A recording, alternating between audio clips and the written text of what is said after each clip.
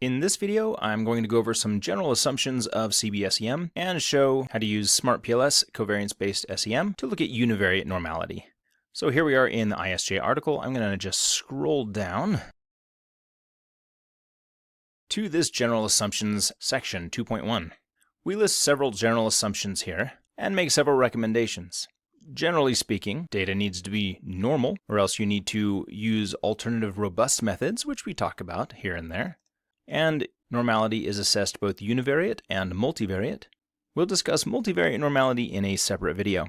Also, data needs to be missing either completely at random or missing at random, which I cover in a different video. And you need to meet identification needs, meaning you need to have enough sample size to minimize error and actually estimate the model. I will also cover sample size and statistical power in a different video. Lastly, you need to account for variable types. You can't just throw any old variables into SEM.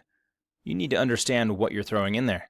So we have a couple tables here in the article. Table 1, which I'll scroll to now, where we talk about data types. There's continuous data, non-normal continuous data, ordinal data, binary, nominal, and count data. Each of these requires a different set of assumptions and possibly some adjustments in order to account for those differences in data types. For example, you can't just throw a nominal variable, such as job role, accounting versus marketing versus HR, into a regression or correlation-based type of analysis like SEM. The numbers have to mean something. Also, if your data is truly non-normal, this violates some assumptions of default estimation methods like maximum likelihood. So we need to attend to that by either using robust methods or bootstrapping. This article walks you through some of that. I'm also going to jump way down to the bottom to table D2. Here we are on page 32 at the very bottom. And here we talk about each type of estimator, at least the most popular ones, like maximum likelihood, robust maximum likelihood, WLS, WLSMV, which is defaulted in M+ when you have ordinal or categorical variables, etc.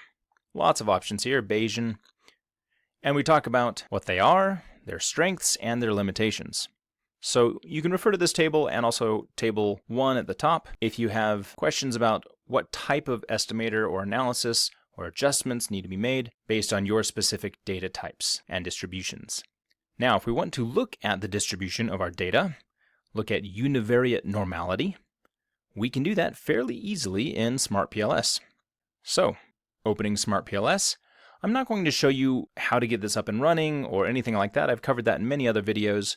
I'm going to assume you've watched some of those videos, and I'll just show you where to find univariate normality in SmartPLS. So, we have our data and a bunch of projects over here, but here's our data, Bootcamp Original, which, by the way, is the data I'll be using, and it can be found over here on the StatWiki, right here on the home page. Here we are at the top. Scroll down a little bit.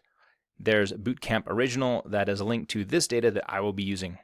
When you import your data, which you can do just by right-clicking anywhere in that project, go to Import Data, and it'll walk you through that.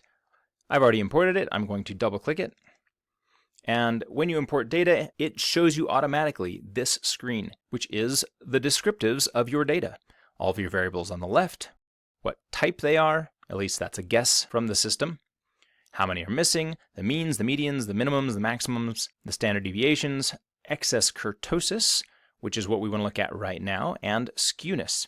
So excess kurtosis, if I were to click on this at the top, it would sort it ascending, negative at the top, positive at the bottom, sort it again, we get the positive at the top, and we can see that one of our variables has quite a bit of excess kurtosis. This is education. Well, this data, the context of this data, was sophomores at a university. That's who was sampled. So of course, all of them are going to have roughly the same education level. And then there will be a few out in the tails, which creates this kurtosis. So this is expected. Now, if I'm going to use education as a predictor, even as a control variable, I may need to account for this by bootstrapping or using a more robust method. In SmartPLS, there are not currently robust methods, but there is bootstrapping, so that's what I'll use. Age is also quite kurtote. Again, these were all sophomores, so all roughly the same age with a couple outliers who were in their 30s. So that caused kurtosis, and I may need to account for that in bootstrapping. If we look at skewness, no major issues on the bottom end, or on the top end. 2.018 is not terribly skewed. So that is how you observe univariate normality in SmartPLS. In the next video, I will cover missing data, which will require the use of SPSS as well.